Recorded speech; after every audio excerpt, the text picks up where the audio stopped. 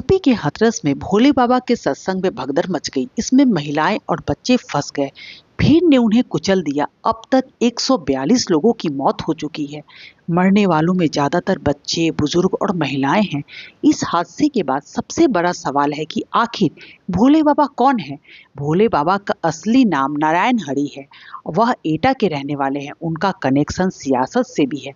कुछ मौके पर यूपी के कई बड़े नेताओं को उनको मंच पर देखा गया है। इसमें समाजवादी पार्टी के राष्ट्रीय अध्यक्ष अखिलेश यादव का भी नाम शामिल है।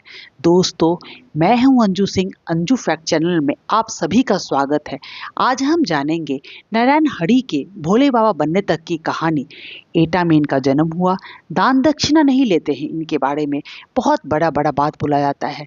भोले बाबा एटा जिले के बहादुरी नगरी गांव के रहने वाले हैं। उनकी शुरुआती पढ़ाई एटा जिले में हुई। वह काशी राम नगर में पटियाली गांव के रहने वाले हैं। बचपन में पिता के साथ खेती किसानी किया करते थे। जवान हुए तो पुलिस में भर्ती हो गए। उनकी पोस्टिंग यूपी के 12 थानों के अलावा इंटेलिजेंस यूनिट में भी रही। 18 साल की नौकरी उन्होंने 90 के दशक में बीआरएस ले लिया। अब अपने गांव में झोपड़ी बनाकर रहते हैं। आतन धर्म की तरफ जाने के बाद उन्होंने अपना नाम बदलकर साकार विश्व हरि रख लिया। उनकी पत्नी भी समागम में साथ रहती है। वह किसी अन्य बाबा की तरह भगवा वस्त्र नहीं पहनते। वह अपने सफेद सत्संग में सफेद सूट, सफेद जूते में नजर आते हैं। कई बार कुर्ता पैजामा और सिर पर सफेद टोपी भी लगाकर सत्संग में करने पहुंचते हैं।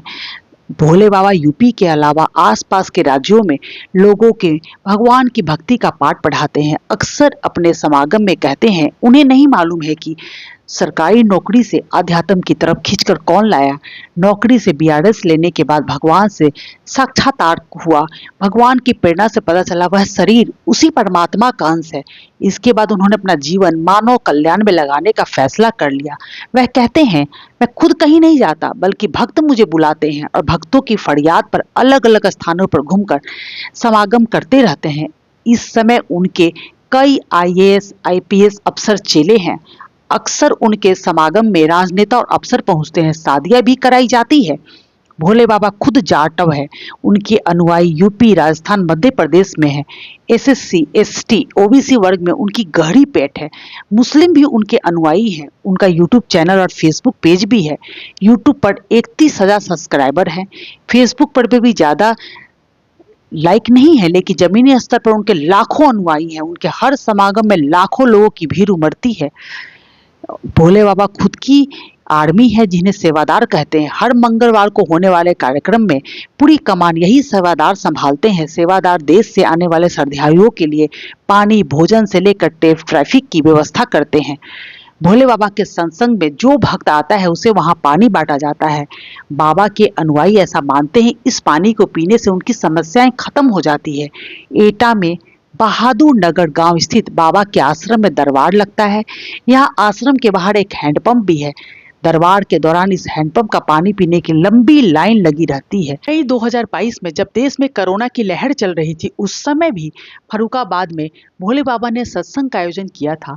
जिला प्रशासन ने सत्संग में केवल 50 लोगों के शामिल होने की इजाजत दी थी, लेकिन कानून की धज्जियां उड़ाते हुए 50,000 ज्यादा से ज्यादा लोग सत्संग में शामिल हुए थे। यहाँ उमड़ी भीड़ के चलते शहर की यातायात व्यवस्था ध्वस्त हो गई थी। उस समय भी जिला प्रशासन ने आयोजकों के खिलाफ रिपोर्ट दर्ज की थी। इस बार भी कहा जा रहा है, कार्यक्रम के लिए जितने लोगों के शामिल होने की बात प्रशासन को बताई गई थी, उससे कहीं ज्यादा लोग जुट गए थे। भोले बाबा पर जमीन कब्जाने का भी आरोप है। कानपुर के बिधानू थाना क्षेत्र के करसुई गांव के साकार विश्व हरि ग्रुप पर 5 से 7 बीघे जमीन पर अवैध कब्जा किए जाने की भी बात कही जा रही है। सत्संग के बाद आगरा में कार्यक्रम होना था। भोले बाबा का अगला कार्यक्रम 4 से 11 जुलाई तक आगरा में था। सैया थाना क्षेत्र में ग्वालियर पर रोड पर नगला केसरी में इसका तैयारी भी चल रही थी। इसके पोस्टर भी दोस्तों, इस हादसा के बारे में प्रत्यक्षदर्शियों के अनुसार सत्संग में के बारे में कहा जा रहा है कि सत्संग के बाद श्रद्धालु बाबा के काफिला के पीछे उनकी चरण रज लेने के लिए दौड़े थे। भीड़ को काबू में करने के लिए पानी की बौछारें फेंकी गई। लोग भागने लगे, तभी एक दूसरे पर गिरते चले गए। कुचलने से इतनी मौत हुई। सीएम योगी ने मुख्य सचिव मनोज सिंह और डीजीपी प्रशांत कुमार को घटनास्थल के रवाना कर दिया। 2 मंत्रियों को भी मौके पर भेजा गया है। घटना की जांच के लिए एडीजीपी आगरा और अलीगढ़ कमिश्नर की